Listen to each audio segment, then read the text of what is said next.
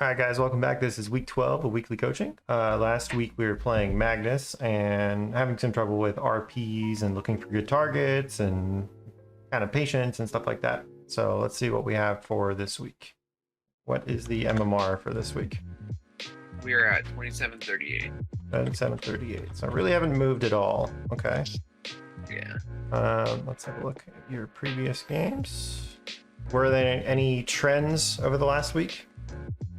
Well,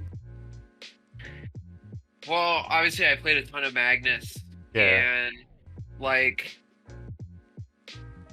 I felt like I was getting better, but I just felt like at a certain point that I really enjoy playing Magnus, but he doesn't have the things that I personally need to feel like I can win a match.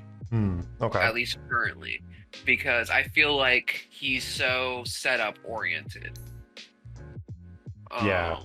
Which is relying a lot on your team, which obviously you always have to some degree, but so much of his kit relies on that, you know? If you RP and then everybody just fucking takes their hands off their keyboards and shit, well then nothing really happens, you know what I mean? Have you tried the harpoon build yet on him? No. So that's the thing now with Magnus. That's what people are doing. They're getting the skewer talents. Yeah, the skewer cooldown, skewer range, and they're going like blink harpoon. And so basically you can like harpoon someone and skewer them back, or you can blink skewer them back, or whatever. Yeah, so that's fucking goofy. if you want to try Magnus again, I would try that out because that's like the new thing. Yeah. But other than that, like I understand because it's these long cooldown heroes are a little bit harder to play sometimes. Yeah, and even with something like that, it's like, you know what I mean? It's not like Void Spirits thing with the Echo Saber. Like that translates into immediate damage. Whereas with the harpoon, you're just repositioning, which can be great, but if people aren't ready for that or generally just don't like respond well to that type of play, then it's less efficient than just playing something that gives you like immediate damage as well as a stun. Yeah, also for that style, you kind of need somebody else to already be frontlining to be giving you vision so you can initiate. Right. So, yeah. But you're finally getting wins on him. That's good because you really like didn't seem like you could win a game on him. So yeah, I know. Figured something out. So what was the difference like when you were able to win? I think it had to do with really figuring out like if a fight was going to break out, how was it going to break out, who was going to be immediately jumped on, and because initiating didn't feel very good unless my team was super prepared, how can it's basically like maximizing my counter initiation. So I would try my best to really predict exactly where a fight was going to break out and who it was going to break out on. So who they were going to jump on first and how I could counter that and RP as many people. Okay, so it's a little bit more like you got to plan ahead a little bit more. Kinda, yeah. I tried to be more predictive. Okay. Instead of just like look for the big RP, look for the 5-man, you know what I mean? Or you know. Okay. Just RPing to RP, because sometimes it's like you could get the 5-man and then no one's ready for it, and who cares? Yeah. You know what I mean? Yeah, definitely. Okay. So I think I started to focus on that more, and I got some success with it, but even still, it felt really dependent on how my team responded to things. And that's always going to be a thing, but I didn't enjoy how much it felt like. Sure. Okay. You know, whereas with like it's like, sure, like if I call and my team doesn't do anything, that sucks. But if I get a good call, I can fucking like, kill somebody and have a bunch of other people's healths. Yeah, that makes sense. Okay. So did you have a game you wanted to look at for this week? Yeah. So because of those feelings with Magnus, I was like, okay, I think the biggest thing I would probably still play Magnus if I felt like I had more solo kill potential. Okay. Um, You might with the harpoon build because it's got the yeah, Echo Saber in there anyway. yeah. So I was like, let me play an offlaner that I feel like I can be strong with. Someone I can really do some damage with. Mm-hmm. And I ended up playing a Death Prophet game, who I really haven't played a lot of. Okay. Um, and there was a specific point in the game where I started to realize this is about to be really tough for me. Okay. And the game actually started out really good for me. I was getting like a bunch of kills in lane. Um, I think I got like a triple kill at one point or some shit like that. Like things were going well playing Death Prophet, but at a certain point, I realized. So I had safe lane Dusa and mid lane Arc, Yeah. and I realized that Arc wasn't playing very aggressively, or at least aggressive enough. And so basically, I had two farming heroes, Hmm. and at a certain point, their team hit a spike where I couldn't really show up on creep waves anymore. Gotcha. And I Okay. would occasionally, because the jungle was so taken up by Arc and Dusa, and it just didn't feel like that. It didn't feel like what I wanted to do was jungle. It felt like I wanted to Yeah. get to towers and hit them. Yeah. Um, Okay. All right. That makes sense. yeah. So everything started to feel not very good, and I was like, I don't necessarily know what I should do in this position besides obviously trying to get my supports together. But it just felt like at a certain point they realized that they could just jump on us Hmm. and we couldn't really respond well because their team fight was really strong at a certain point. Yeah. Yeah. Okay. And yeah, then I just kind of lost my footing, and after that we just really slowly lost the game. Okay. So this is kind of an issue you were having before, in like these super greedy comps where you have Medusa and an Arc Warden, and they both need to farm, and there's no farm left for you, and so you're like, where do I go? And then you end up just feeding a lot, right? Like, it kind of happens to everybody. It happens to me a Yeah. lot. That's why I get really frustrated when people pick like a super farmy mid and a super farmy safe lane, because I'm like, yes, we can win, but this game's not going to be fun for me because of the way this is going, right? Um, Basically, in a nutshell, the solution here is you just have to like, you have to just be patient and you have to wait for them to start like doing stuff. Yeah, that's what I felt. I felt like, okay, this sucks right now, It's in but the if bag. somehow I can delay this game, I feel like we win. Yeah, well, the power isn't really like in your hands to do it. Right.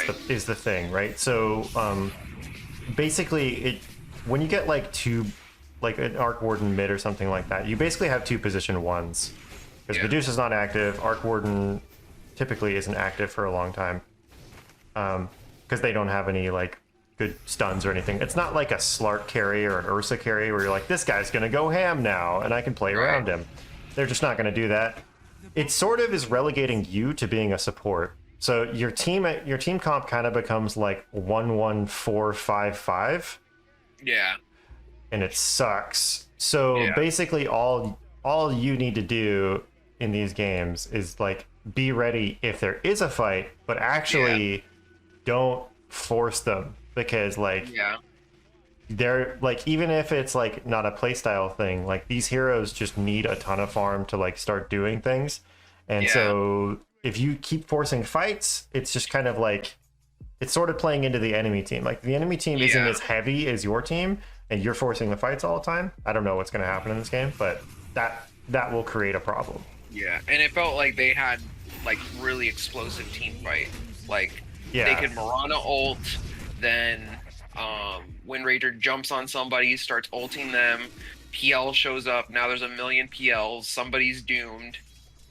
Yeah, it's just really annoying for you, and you've got a Doom as well. Like your team's not the best at dealing with a PL. First, I mean, it's not bad.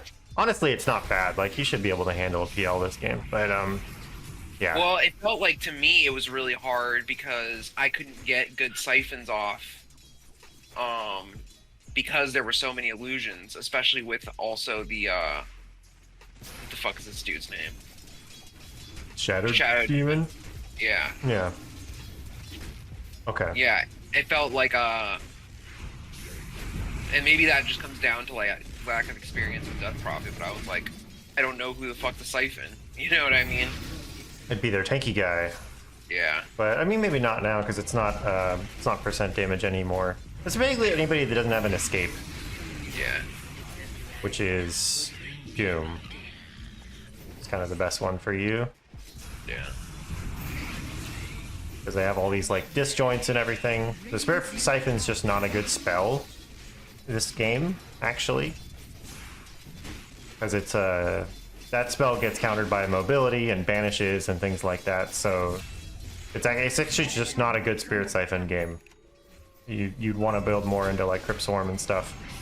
Play around your ult more. Yeah. Okay.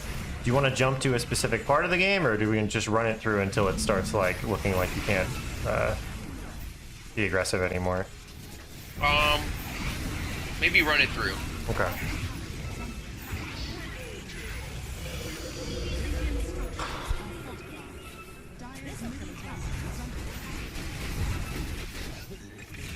Would you shut screen? Yeah, god damn it. I forgot again. You gotta remind me right at the start, man. I'm sorry. I will. I got you. Oh man. Like every time I'm forgetting to do this now. Okay. You see it okay? Yeah. I've just been watching it. There's like nothing tremendously important has happened yet. The first ult didn't result in anything. I mean, and the first Death Prophet ult usually doesn't result in a tower dying, but it can. Yeah. So, waiting to commit that, like when it definitely is going to kill the tower, can be a nice thing with Death Prophet. If you can wait till your supports are ready, you know, wait till you have catapults. Like this one doesn't. It's okay. Like you force them out, but then it's over by the time because you're using it to fight. You're not using it to push, right? Yeah. And something else to think about. So this is. It's a little bit counterintuitive, right? But because you have these two farming guys, Arc Warden and Medusa, if you shut down the PL, it actually doesn't matter if you can't then follow up and take map control from them. Yeah. Especially in this patch, because of the sheer amount of farm everywhere, all the jungle camps. Shutting people down in lane, like it's actually pretty easy for them to recover if you don't then go push down all of their towers. So, because Arc Warden and Medusa are not necessarily going to be ready to like show up to a bunch of fights, it's going to be you, Veno, and CM trying to control the whole map. Which means anything you do to PL sort of doesn't matter in that context. Yeah. It's enough time for him to recover. So, like, it's always good to set him back, but like the more valuable ult, the more valuable exorcism in this game is going to be the one that like kills a tower, not the one that kills a hero. So if that, does it though? Because it's kind of like if you can kill him, great. Yeah, it's like But obviously, I mean, if I could shit on this dude and like delay his game, that's awesome. But the bigger thing is taking map control and limiting his farm, because it doesn't matter if I kill him if he can recover later, because we don't have heroes that are going to be pressuring the map constantly after that, right? Making sure that he can't farm. Yeah. Okay. So yeah, you understand what I'm saying then. That's good. Yeah. And it's kind of like, I feel bad saying that, like, oh, you killed him, but it doesn't matter, or what. Yeah. but in that context, it kind of does. Like, so, considering that like your team just doesn't, well, probably isn't going to actually be aggressive and push a lot, then I would want to put my emphasis more on killing the heroes that are going to shut them down. Yeah. So like, I don't know, like I don't think it's a big deal, but let's say like the Doom really threatened one of your heroes, right? Yeah. Then like if I had the choice, I would kill him over the PL. Yeah. Because the PL doesn't matter. Like you've got a position 1, we've got 2 position 1s. Okay, whatever. Like if I shut you down, then it's great, Yeah. but like we're not gonna follow it up. So the people that can actually prevent you from following it up, say like an Enigma or like somebody with lots of wave clear or something like that, or like in this game, you know, like a Windrunner is probably going to be the hero running around murdering everybody. Yeah. And so if you can shut her down, that actually gives your team a ton more space. Because if you can delay her stupid Maelstrom, Windrun, whatever combo as long as possible, then she doesn't get to run around the jungle and like solo pick off your carries. Yeah. Right? Yeah. See, that was, I think, the biggest problem for the game, though, for me, felt like every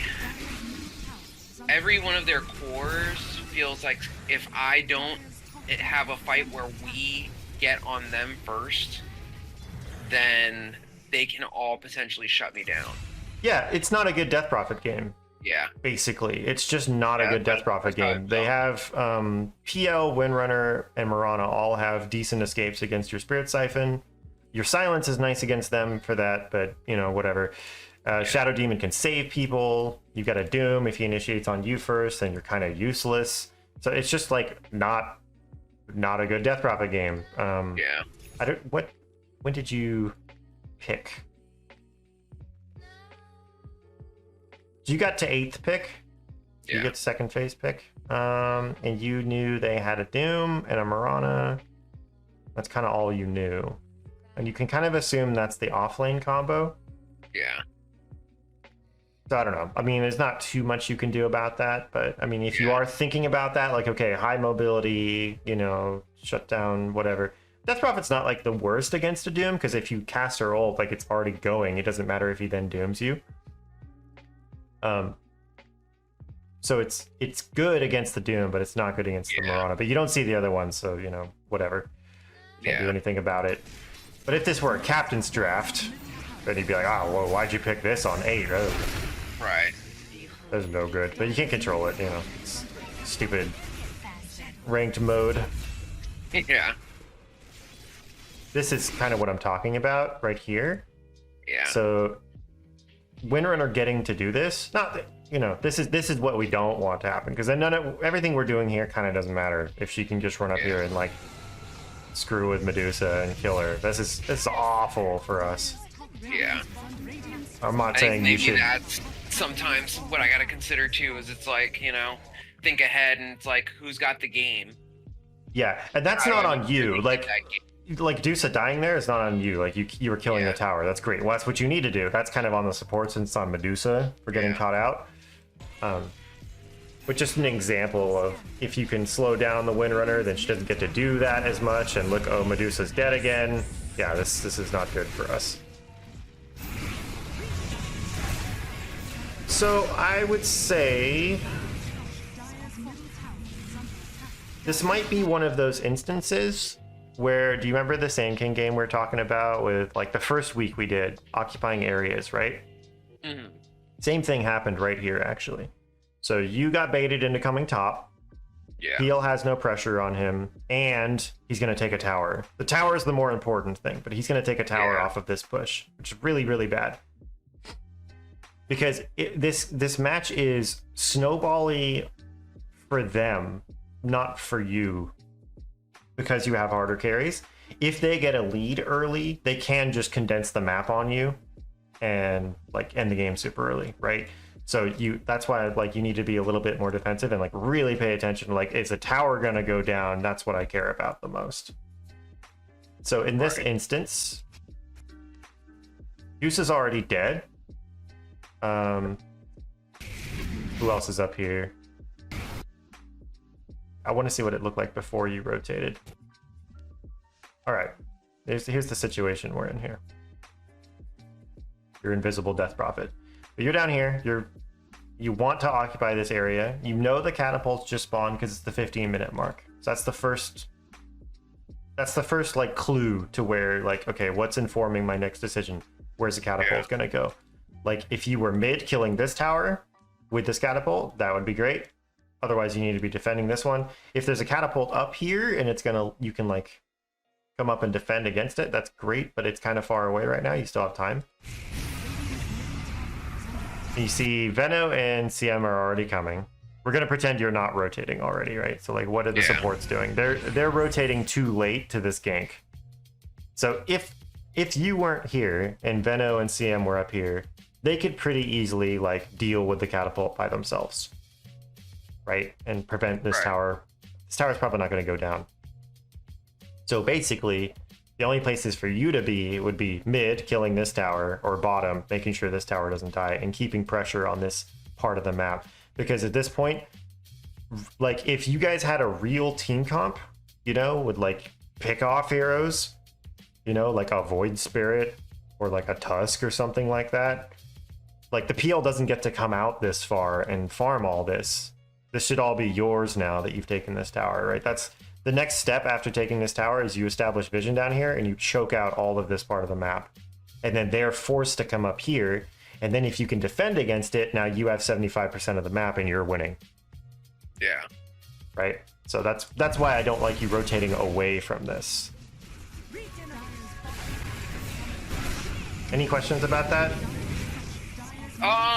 No, it makes sense. I guess, like, sometimes, like, what I feel is like, basically I feel like at that point I'm the strong hero on the team, and it feels like Dusa keeps going up there and fucking dying. Yeah. So it feels like if I don't show up to this, they keep killing her, and I could keep pushing down there, and eventually they'll respond to me and probably kill me because they'll all group up on me. Mm-hmm.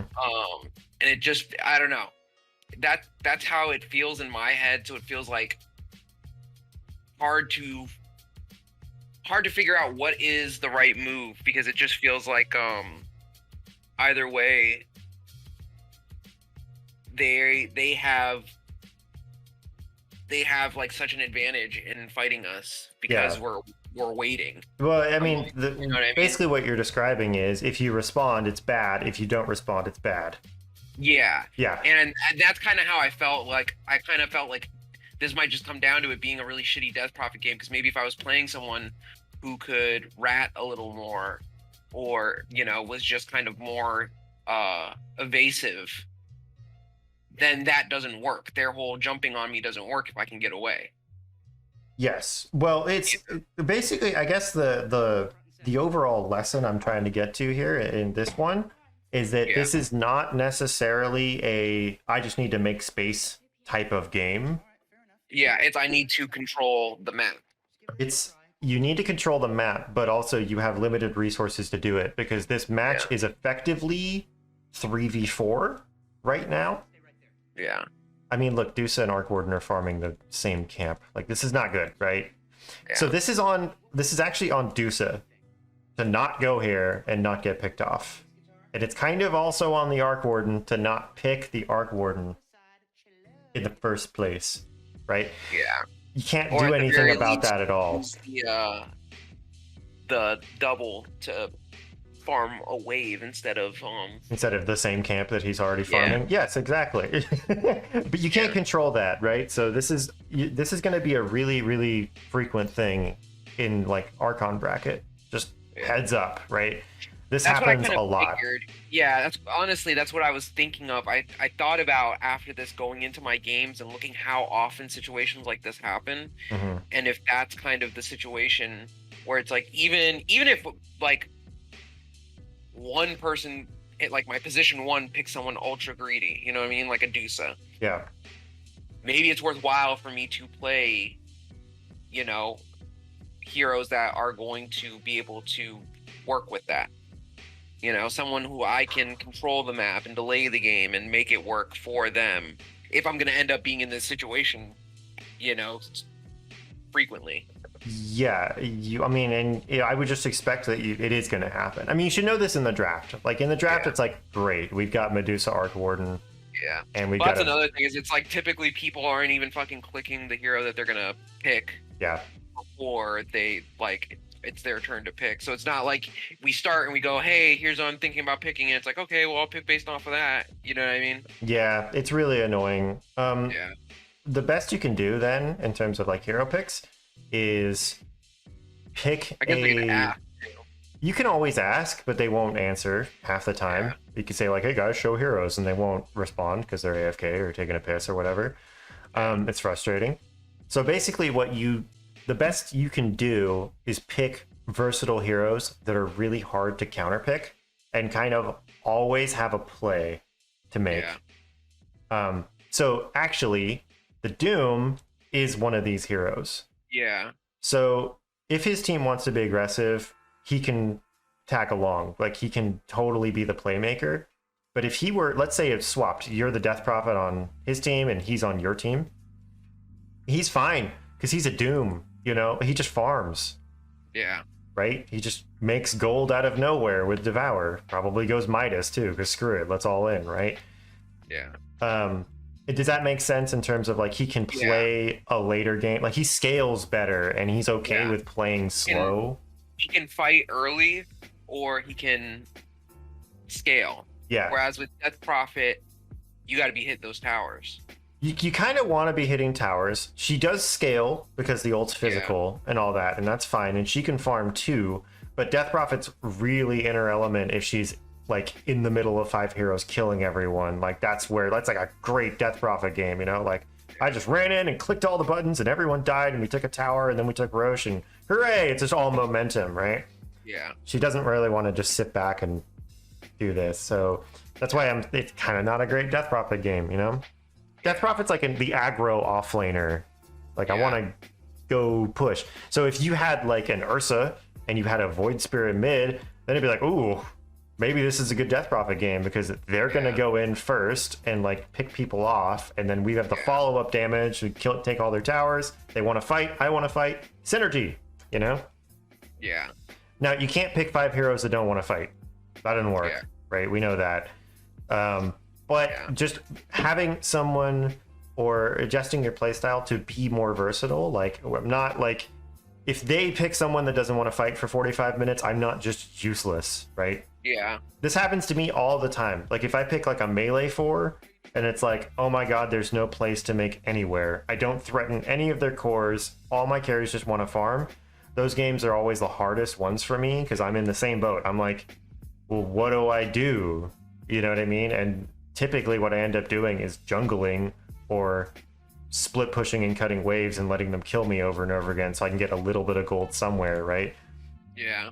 Which maybe is not correct, but whatever, that's the situation you end up in. And I would also say, like, because you have a Veno and a CM support, these are kind of lane dominator follow-up heroes. Basically, nobody on your team can initiate cleanly.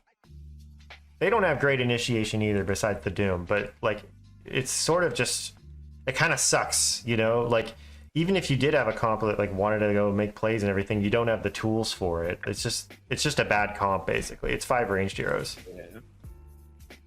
And obviously you can't control everything here, but that's why it's like, yeah, maybe the only mistake here is just picking Death Prophet, you know, or that's the only thing that could be different about this.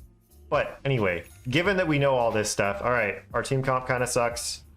We're going to be playing defensive. We're going to be farming a lot. Basically, what you need to do is kind of this. Just pick up creep waves where you can and try not to die. I think the idea of I make space and I let them kill me and it doesn't matter, I think that's kind of an outdated idea now. Every time I end up doing that, it ends up blowing up in my face. Because I said I think the idea of the offlaner that makes space by like feeding constantly. Yeah. I think that's an outdated idea. I don't think that's usually going to be the correct way to like think about offlane anymore. because of the kill formula and because of how there's actually limited XP to get on the map and stuff like that. Like, if you do that, you will end up falling behind really hard. And you'll just become like another support, right? So you actually have to be really careful about not dying in this patch. Yeah. But this is good. This is the type of fight we want to take. They invaded our farming area, we show up, we fight. Great.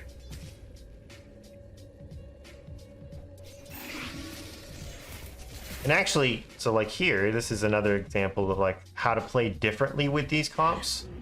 Like you assess, okay, the team fight's over, right? I've cast my ult. That means we don't have time to get any follow-up objectives off of this exorcism. So immediately what you'd be thinking is like, all right, I'm done fighting. So now what? Where do I go farm? So I'd be looking at top, right? Like, okay, Dusa can get mid, I can jungle my way over here, or I can TP up here and start pushing this wave. Yeah, see, that's the thing. For me, Death Prophet, maybe I'm wrong on that. I felt like Death Prophet just does not really want to jungle. I mean, it's not that she wants to jungle, it's that, like, what else are you supposed to do here? Yeah. Right? There's no tower that you can pressure at this phase because the waves are all pushed up. So on a hero like this, especially a hero that threatens towers, you do need to be paying attention to the waves a lot. Being like, okay, are they actually gonna be pushed up to towers frequently? And then I can go, you know, be a strong Death Prophet. They're not. And so that would be step one towards applying tower pressure, is the wave has to be at the tower, right? So that should always be your priority in any game, but especially in a tower pusher hero game, right? But it's more that, like, the team fight's done, there's nothing else to do. Like, I don't need to be here anymore. I'm done. Like, I showed up to the fight. We kind of won the fight, I guess. It's fine. And then I leave. I go be greedy now. Like, my comp's greedy. Okay, we have space now because 3 people died in our triangle. I go take that space and I go farm. And if it's got to be the jungle, then it's got to be the jungle. It's fine. But it doesn't have to be in this instance because there's a wave here and there's a wave here that are fairly safe for you to go take. You're not really scared of a PL right now. That make more sense if I word it like that? Okay. It's just I guess... It's one of those games where you're not going to be able to actually make a lot of opportunities outside of doing like a little bit of split pushing here and there and waiting for a reaction. But when you do have them, like if the enemy team gives you an opportunity, right, you have to capitalize on it, but then you can only capitalize on it so far. Right. There's just actually not that much you can do with it, you know? Like if you 5-man wipe them and then all the towers are pushed up to your racks, there is just no way to capitalize on that. Just like, all right, well, I guess we push waves now. And it sucks, but that's what it is. In deaths like this, you really, really need to avoid. So two mistakes here where you BKB'd on a Doom. And you really don't need to BKB against a Doom. Because Scorched Earth is not that... Scorched Earth and Infernal Blade are just damage. Right? Yeah. And Doom goes through BKB, so... Oh, well, I'm an idiot. Because I thought Doom didn't go through BKB. It does! Okay, so Doom does pure damage. There we go. Goes through There's BKB. the lesson. That's a big one. Yeah. Yeah. I didn't know that. Oh yeah, that's why Doom's great. That's why Doom scales late game. Doesn't matter how many items you get. It's like Doom can always just like farm as well and then just Doom you. Especially with his Ags now, where it's like he's not even countered by a Linken's or a Lotus anymore. He can just AoE Doom around himself. He's always a good late game option. So maybe start playing some Doom if you notice that a lot of your games are like this. Doom, and I do enjoy Doom. He's super cool. Yeah. But yeah, you don't need to be keeping against him. I mean, if you didn't know that Doom couldn't go through, then I understand why you did it there. But now you know, so that's fine. And this is a bit of an instance of your entire team is over here. And Doom just spotted you here. Yeah. And let's see. trying to explain how we can kind of avoid this, right? Yeah, All I right. mean, just I'm walking up to the creep wave up there. I have to always consider, which I knew this game. I knew it's like if I walk up to the wrong creep wave at any given time, I can just die. Yep. And that's exactly what happens, and especially if it's like that can happen even with teammates around, but especially without teammates around, it's super risky. Well, if you have teammates around and they initiate you on you and kill you, and your team kills them, then it's fine. Yeah. But that's why I'm pointing out, like, both of your supports are over here. If they just, I don't know, they're doing Tormentor or something. I can't tell what's going on. But they're all low. They're all over here. They're out of action, right? No one's showing up to help you. So this is an instance where you would just kind of, you have to be patient and wait and see. So I played a game recently, and I was partying with a couple Immortals, and we were against a bunch of Immortals. And, like, this is how they killed us over and over and over again. They just don't show on the wave. They wait for you to walk up to the wave, and then they gank your ass. Yeah. And it's really annoying to play against because it means that the game is entirely decided by how good your supports are at establishing vision. This is just an instance of that, where it's like you don't know where anyone is. You just kind of can't do this. Yeah. And it's actually just you dying here is not the worst thing in the world. It's actually that you spent the BKB on Doom and then you ulted here. Yeah. And that's like a really big deal because that's a 150-second cooldown. This is just like a Magnus or an Enigma or something like that. Like you need to wait for the right moment to commit Exorcism, where Exorcism's going to give you something. Like, we killed a tower, Right. we killed Roche, we killed a hero, right? Here it's defensive. You're trying to get them to piss off of you, but like they don't care. It doesn't do that much damage. So the real victory for them here is that you used Exorcism. It's not actually the kill. I mean, the kill's 900 gold, but you get what I'm saying? Yeah, for sure. All right. So I think that's pretty much the gist of it. Because I think that pretty much, I don't know. Do you have any questions about any of that? Because I think that sums it up kind of well. Like how you need to like adjust your mindset and your playstyle in these types of games. Yeah. I think, do you think if because what you brought up about the Immortals is kind of like when I like was thinking about the game, what's like one way, given the same circumstance, okay, how do we play around our disadvantages? And the one thing I thought of was like, okay, I can't show up on the creep wave because if I do, they can jump on me. However, the same is sort of true if I have backup. So if it's a little harder with PL, but like if I get off a good silence on Wind Ranger and she doesn't have BKB, Yeah. then we could just farm them. And then if I'm able to do that and knock out one of their cores, that gives me the space to be able to be on a creep wave. Yes. So I was thinking, I don't know, I guess I like looking through this again, that was kind of a takeaway for me, was like sometimes like I guess strategizing about using the creep waves to your advantage. It's a really, really big part of the game, and I think it's Yeah. really hard to adjust your playstyle to be like to just be more patient like that. Yeah. I don't know. Maybe I didn't get the question you were trying to ask there. I guess it wasn't really a question, but it was just like your thoughts on it. Like, because I don't think that's something I've done in general. I think kind of like, I guess I've been split between playing how I naturally want to play and playing in the way that's going to make us win.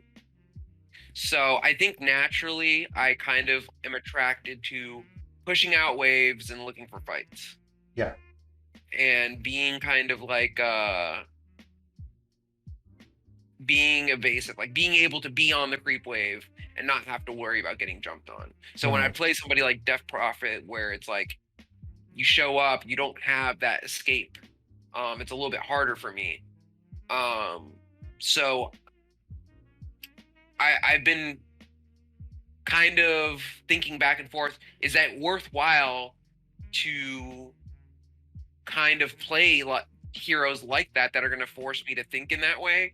Or is it going to be more advantageous for me to just do what comes natural? Both.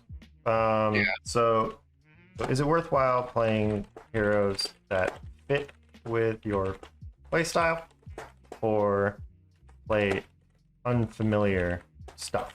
It's both. Yeah. So you won't get really, really, really good at the game unless you take the time and practice the shit out of like one thing. Yeah. So like let's take your Sand King for example. You're really comfortable on Sand King, right? Yeah. You'll never get to like, immortal level Sand King if you're constantly playing different heroes. You have to like put in the time and play the shit out of one hero and learn all the matchups for that hero and learn how you can itemize and skill differently and all this different, all the little details, right? You won't learn those unless you do that. But on the flip side, if you only ever play one style of hero and then that hero gets banned, or that hero is bad in a patch, or that hero gets counterpicked, or you have a bad start or whatever, you're just going to lose those games. So you need to have a mix of like expertise in things and a bit of versatility. Yeah. So what I do typically is when I play ranked, I just play shit I'm familiar with. Like I'm not picking it unless I could play this shit in my sleep.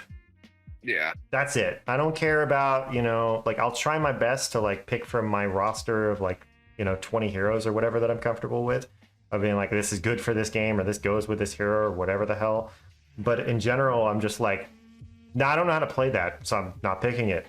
And then I go play unranked, every like 5 or 10 ranked games. I go try and like learn a new hero. So like right now, I've decided that in my head, I've just decided position 4s kind of feel like shit.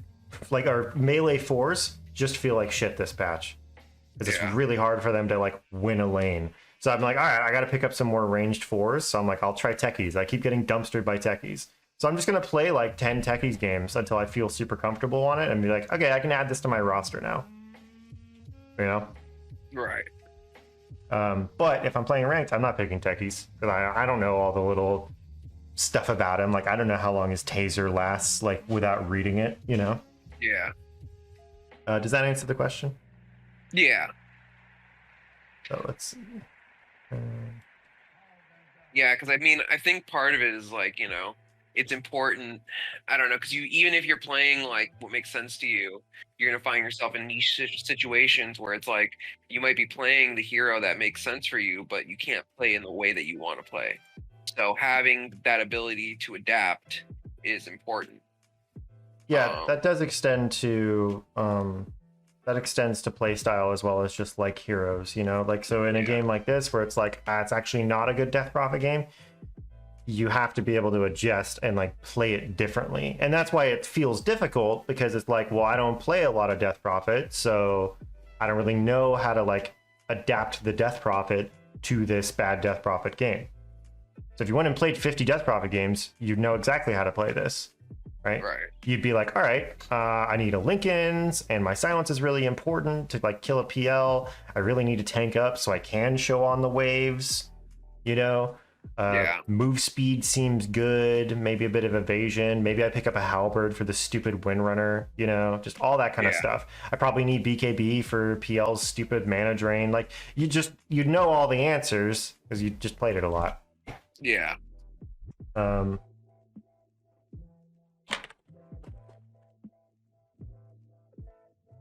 As well. What was the first question we had about this one? Just like how we were supposed to play it in general, right? Yeah.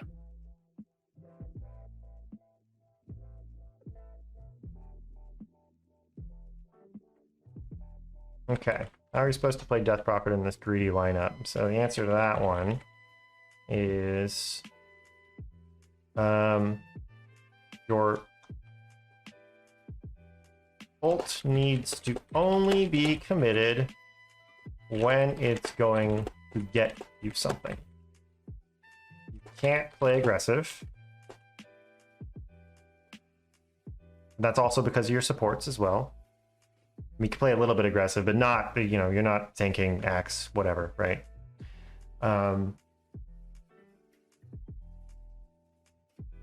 And need to be greedy whenever possible. It's actually the answer. It is you just like, all right, I got space to go farm. I'm gonna go farm.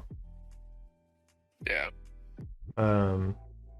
Now, but you do also need to like, you do need to try and show up to all the fights. But if the fight does look stupid, then this is one where you just don't show up to it. Like, all right, I'm not going to achieve anything up here. I'm not investing in a lost cause, right? So screw it. So be like, ideally what happens is that you're ready ahead of time to be in the team fight before it even starts. But if it does start without you, typically I don't really like the idea of rotating to it, you know, because it's probably already over.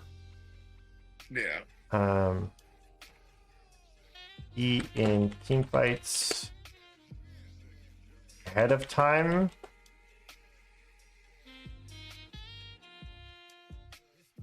Minimize rotating to lost team fights. What's the other thing we learned? BKB or Doom goes through BKB. Pretty big one. Yeah. It's just like a little tidbit. That wasn't a question though. That's just another thing. We'll put that later. Was there another question for this one? That's pretty much it, right? Yeah. Okay. Honestly, I might play more Mars, because I played him a lot in the past, and I feel like he's pretty versatile. Similarly to Doom, because it's like you can easily farm, you can go for damage, you can go for utility. And he also scratches the itch of like, because like here's the thing, like I could play Underlord, and I think I have a pretty high win rate with him. I think I'd rather fucking kill myself. It's just don't enjoy it, right? It's so boring to me. So with Mars, I still am like. It's just the way you worded that was good. Yeah. I'm still feeding off of like the time where I played Mars and we were against a Tinker, and like he was just destroying us, and we won off of he teleported, or he blinked into the tree line. I blinked right next to him and speared him against the wall, and we won. Nice. You know what I mean? So it's still he still has like that kind of like skill ceiling sort of thing with the spear. Okay. That feels like I could you know, entertain myself with trying to get some plays with that. Okay. So might play more him, probably play more Doom too. So Mars and Doom? Yeah. I'd also try Harpoon Magnus. Yeah. Harpoon Magnus. Practice Doom. Mars is fine too. Mars doesn't scale as well though. Yeah. Because once you do get BKB, he's not very great anymore. That's the nice thing about Magnus and Doom, is they don't really care. They go through BKB. True. But play Mars if you want to, yeah. The homework from last week, I forgot to ask about that. So we had find replays where you used a large cooldown ult for good value, and then think about the value of that. Did you have anything for that? I think I do, but I don't remember which game it is and when it was. Okay, that's fine. That's fine. Yeah. Let's think about that as well, because that would apply to Magnus, to Doom, not to Mars, but it would also apply to Death Prophet as well. So yeah. We're just going to copy paste that one. Cool. Find replays where you use a large cooldown ult for good value. Think about the value of long cooldown spells. And then you got these things to practice as well. Let's go over real quick. think I summarized this well. It's a really... Both of these questions are like... Well, the second question I think is easy to answer. The first question is really hard to answer because it's so frequent.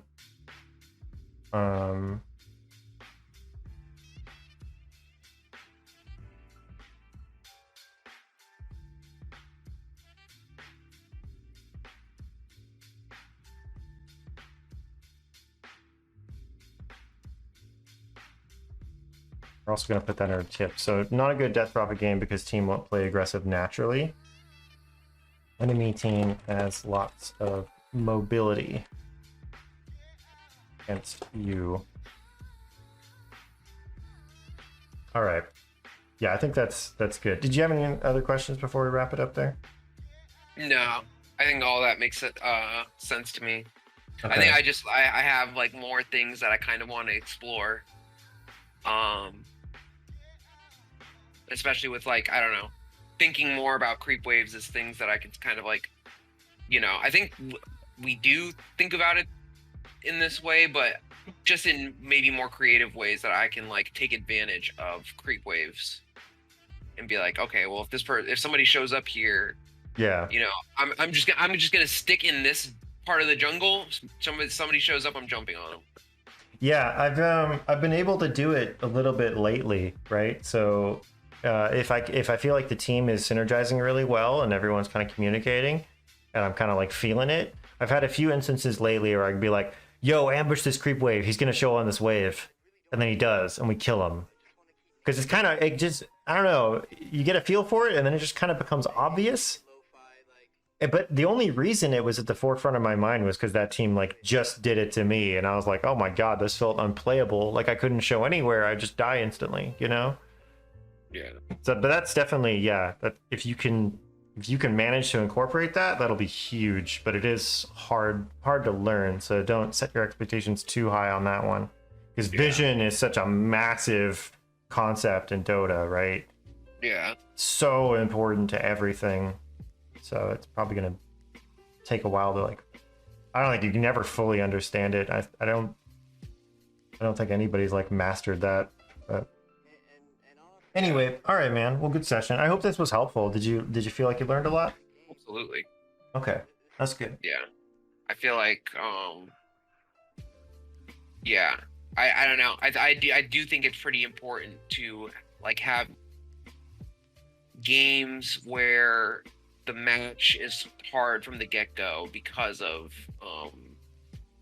maybe picks and stuff like that, and figuring out how to get around that, because that's just going to happen. You know what I mean? You're not going to play every game where it's like, oh, the team comp is perfect, we counter this and that, they don't have an answer to this. You know what I mean? So being able to play at a disadvantage is,